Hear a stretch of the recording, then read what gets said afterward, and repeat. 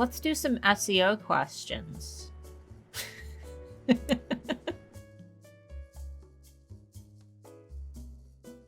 Should I just leave the hat on for the whole video? Let's do it. Let's leave the hat on for the whole video. This is why I'm just the world's okayest Etsy coach and not the world's best Etsy coach. What's up, alphas? Today I posted in the Handmade Alpha Facebook community. Link down below if you're interested in joining and hanging out with around, I think we've got like 9,000 alphas now. But I asked them, what are your top Etsy SEO questions that you'd like me to cover in a video? And today we're going to be going over their responses. So our first question comes from Jessie, and she says, how to create enough variety to hit more points? Like, I sell leather bags. I end up with 4 extremely similar tags because I can't think of what else I should be tagging. And then Jessica chimed in and said this, like, I do badge reels and tumblers. I'm having a hard time coming up with enough tags sometimes, so I have a few that are super similar. There is nothing wrong with having similar tags. What you don't want to do is repeat the same word over and over again, because Etsy only really cares if you use those words once. So if you're selling a gemstone necklace and the chain and the pendant is silver, you don't need to say gemstone necklace, silver necklace, sterling necklace, blue necklace. You don't need to say necklace a bunch of times. You only need to say necklace once. So all of those places where you previously said necklace, you can replace with other keywords that are going to allow you to cast a bigger net and get your products in front of more people. So you only need to say necklace once, but now what the heck else do you stick in your tags? Because obviously if you're using erank.com, you might notice getting some flags in your grade section for using one-word tags. Now, you can pair your tags together in pretty much any combination that you want. Etsy's gonna mix and match those together. So even if you put blue gemstone as one tag and then silver necklace as another tag, Etsy's still going to be able to say blue necklace, silver gemstone necklace, and mix those together to create singular words. Etsy is a smart cookie and the algorithm is smart, so it can mix that stuff together. Now, if you have a superstar keyword, as we call them, and you have a keyword that really represents your product, the number one keyword that you want to rank for, it is great to try to keep that particular keyword together. That way it counts as an exact match rather than a broad match. Exact matches are going to rank a little bit higher than your broad matches, but you can still rank for those broad matches. You don't need to stress about it. Just try to get a good variety in there. But that wasn't the question. We just needed to get that stuff out of the way first. The question was, how do I come up with lots of keywords when I'm out of ideas? Well, I usually encourage sellers to hold their product in their hand and try to think of as many words or descriptive words that you can to describe that particular product. You could think about the materials that it's made out of, the color. Start trying to think a little bit abstractly about the product. And if you are still struggling, start thinking about gift terms. Who would this product be good for? What type of shopper would buy my product? We've got Jessica says that I do badge reels. What type of person uses a badge reel? We could say gifts for nurses, gifts for teachers, gifts for college students. Anyone who's carrying a badge reel around might be interested in your product. Now, obviously, you don't need to reuse the word gifts over and over because we want to have lots of space, but you could say gifts for, and then put nurses, teachers, doctors, or whatever those may be. Just make sure that you're doing a little bit of keyword research, checking on erank.com, looking in the Keyword Explorer, and making sure that people are actually searching for the terms that you're using. I know how hard this is. I have been having to do it for years and years, almost 9 years now, in my own Etsy shop for jewelry, and it gets really hard finding 100 ways to describe a skeleton key necklace, but it's just part of the process, guys. start trying to think of some gift terms if you're struggling to think of keywords that describe your products. My hat is starting to fall.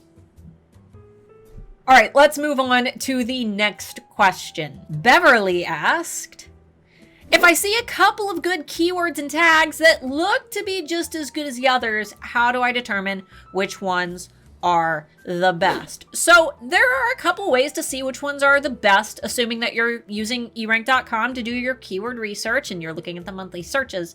What I would really focus on is the trend graph that shows on those search pages when you're using something like the Keyword Explorer. Now, what the trend graph is going to do is show you the popularity of those keywords over time. So if you see that your little trend graph over the last few months is going up, that's a pretty good indication that that is a great keyword to use. However, if you notice that that trend graph is kind of on the decline, might be a good indication that that keyword is still pretty fashionable, but it is quickly going out of style and less shoppers are searching for it every month. So I would look at the trend graph, see if those trends kind of maintain through the months, or if they're on the up and up, or if they're quickly declining, and try to choose keywords that have maintained relatively high popularity and high Etsy searches. All right, Lee is hitting us with a double question. Lee asks, 2 topics.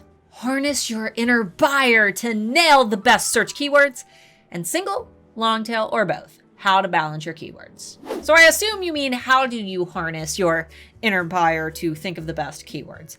This all kind of plays into your target market. What type of person is buying your particular products? If you're trying to cater your products to, 19, 20-year-olds, you want to make sure that you're looking at keywords that they're searching for. So a really great way to really look at those high demand keywords, I would say, would be to think more about the type of person who's buying your product, or the type of person who is giving that product to your target customer as a gift, and establishing who the primary buyer is. Are you trying to appeal to people who are gifting the product, or are you trying to appeal to the person themselves and that really giftable moment? And I know that that's really confusing, but here's a great example from one of our own Handmade Alpha Academy students, Derek. Derek sells mugs for men, but it's not the men who are buying the mugs. It is the girlfriends and the wives of the men who are buying the mugs for the men. So Derek has catered his entire brand around this very cutesy little men, little lumberjacks for his branding. And it's very cutesy, not something that you would see men necessarily gravitating towards. But when women see it, and they see all these cute little lumberjack guys, they are the ones who are buying. They're the ones who are Derek's target customer.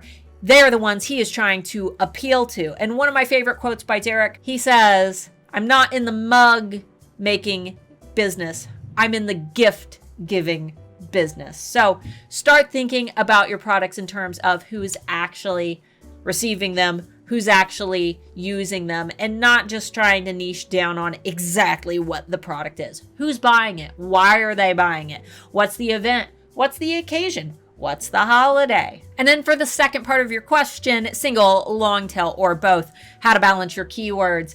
The thing about single keywords, we call those head keywords. The thing about single keywords is that they can be paired together to create long tail keywords. So Etsy is going to pair them together. You don't have to worry about using single keywords on their own. Etsy's going to pair them together. In your tag section, it's good to try to pair keywords together, but they don't necessarily need to make keyword phrases, because Etsy's still going to mix and match them. So in terms of what's better, long tail keywords are absolutely better. There is no disputing that. Customers who are using long tail keywords while searching on Etsy know exactly what they want to buy, and there's going to be less refining process as they're searching. If I don't know what type of necklace that I want, I'm going to type necklace into Etsy, look at the first page of search, look at what's presented to me, get a better idea of what I want, and then I'm going to refine my search and get a little bit more precise with my search while shopping. Maybe I saw that whole first page of necklaces and realized, oh, it's the silver ones that I like. And then I type in silver necklace, and then I see a search page of silver necklaces, and I think, oh, I like the ones with gemstones. So I type in silver gemstone necklace. And then on that third search query, that's when I find the product that I want. So long tail keywords are going to target the buyers who are more likely to convert, right? We want them to convert. We want them to actually make that purchase. So long tails are better, but even if you've just got, necklace as a single word keyword in your tags, and then you've also got sterling silver as a tag, Etsy will put those together to form sterling silver necklace or blue gemstone sterling silver necklace. Etsy knows to put those together. It's all about mixing and matching. It's like a little game. All right, next up, Marcia. She asks, how do you find tags when you have an edible product? Herb seasonings. It doesn't matter what you make, guys. Keyword research is going to be the same whether you make seasonings, whether you make jewelry, whether you make pillows, whether you make pet products. It's all going to be the same. I recommend heading into erank.com, going into the Keyword Explorer or the Keyword Tool, which is going to show you the most popular tags used by other sellers. Type in one word, the core of what your product is. For you, might be herbs, might be seasonings. Just type in seasoning or herb and go down into the related searches that eRank recommends. They're going to give you a list of long tail keywords that are associated with the short head keyword that you just typed in, and then you can start sifting through that list, exploring a little bit more, clicking into those keywords, looking at their monthly searches, and finding good, strong, long tail keywords associated with whatever it is that you sell, whether that be herb seasonings or dog biscuits. It doesn't matter. The process is exactly the same. All right, next up, we have a very long one from Melissa. Melissa, I sense that you're very stressed out. Let's see if we can help you. Melissa asks, I've been watching videos, yours and Pam's. Shout out to Pam Duthie. Go subscribe to Pam Duthie. She works at eRank with me and she's amazing. Back to the comment. And I'm confused about tags. Etsy can mix and match words in tags. Yes. But exact matches are stronger for relevancy. Yes. It's not best practice to repeat words in tags, but without repeating words, it seems the relevancy score would decrease. Yes, that is also true. So you don't need to repeat words, but if you want to have a bunch of exact matches, you can. You're just casting a smaller net. That's all there is to it.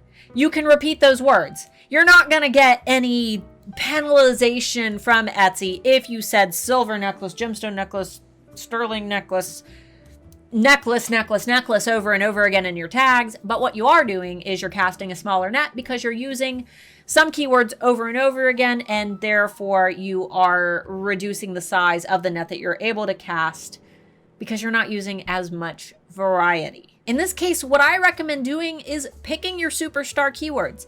I know that it's really tempting to go in there and make sure that you're getting all of those exact matches, but odds are you're not going to be ranking on page 1 for every single term that you're trying to rank for anyways. So choose the superstar keywords. Choose the keywords that you most want to rank for, the ones that are the most relevant, the ones that have the most searches and the least amount of competition, because regardless, Etsy is going to mix and match them and you can get a bigger variety of keywords in there. So it's kind of one of those things where you just have to decide what's more worth it to you. For me personally, I like casting a nice big net. It's worked amazing for my own shop. But it really just depends on your products and your competition levels.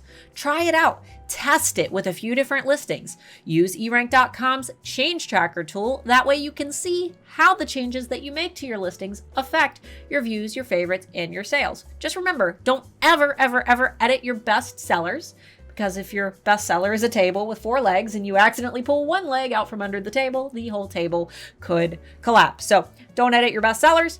Don't edit a bunch of listings all at once, because once again, that can mess with your listing quality scores and end up reducing your overall visibility in search. Make sure that you're making your changes in small increments and monitor everything that you do over the course of around 3 to 4 weeks. Usually is enough time to give Etsy a chance to really catalog those changes and place you in search. All right, last question from Aaliyah, and this one's kind of related to some of the things that we've already talked about, but Aaliyah asks, how to find different keywords for similar listings. I've been told not to repeat keywords on all my listings. Don't know who you heard that from, but that's actually not true. We'll get into that in a minute. But that's hard. I sell name tags for bridal parties. You choose the color and the saying. It's hard enough to come up with 13 ways to say bridal party name tags, let alone do it differently for dozens of similar listings. I don't know where you heard that you shouldn't repeat a keyword among several different listings, but in my experience, that's absolutely not true. Etsy likes to recognize shops who specialize in a thing. If you are repeatedly using the term, bridal party name tags over and over again across all of your listings, and someone on Etsy is searching for bridal party name tags specifically, Etsy sees that you are a seller who specializes in bridal party name tags because bridal party name tags are all that you sell. Etsy is more likely to rank you higher if your listing quality scores are high and show you to that person who is looking specifically for bridal party name tags. Now, I know this from experience being someone who creates skeleton key necklaces, very specific product, and every single one of my listings, I use the term skeleton key necklace. And if you search skeleton key necklace on Etsy, assuming that your personalization isn't super wonky, you're gonna find at least one of my products or more on page 1 for the term skeleton key necklace. Etsy knows that that's all I sell. They know that I have high listing quality scores and a high customer and market experience score. And they know that I have claimed keyword authority over the term skeleton key necklace, which makes it really hard for other shops to catch up to me because I have been able to maintain that first page positioning for so long. So own that keyword. Use it for every single bridal party name tag that you have if that term is bringing you a lot of traffic. If that's exactly what your product is, own it. Put it everywhere. Everywhere that Etsy is actually reading tags, titles. You could even put it in your shop sections because that is an area that Etsy also reads almost as its own individual landing page. If you can get a couple keywords in there, that's fantastic. Just like I said previously, don't go in and edit all your listings at once because that's not a good thing to do right before the holidays. All right, guys, I think we're gonna go ahead and cut it here. If you enjoyed this video, be sure to give it a thumbs up, subscribe to my channel if you are new here, and watch for my husband and I every Friday live on the Friday Bean at noon Eastern, 11 a.m. Central, and 9 a.m. Pacific time. And if you are one of the many sellers who is preparing for the big Black Friday Cyber Weekend, we've got Black Friday, Small Business Saturday, and Cyber Monday all crammed together. Make sure that you get my Black Friday toolbox down below, which is going to give you 30 different marketing phrases. It's going to include checklists and cheat sheets and calendars and a breakdown of your schedule that you should use to plan out your Black Friday sale so that you can make sure that you're actually spending time with your family on Thanksgiving rather than stressing out about running a sale. There's also a marketing graphics pack full of holiday graphics that I personally created for you that you can use to decorate your marketing photos. And there's even a training in that pack that will teach you exactly how to use those. All of those resources are free for you guys. I try to do a big holiday gift for my alphas every single year. So this is our 2020 present since this year definitely sucked for most of us. Enjoy.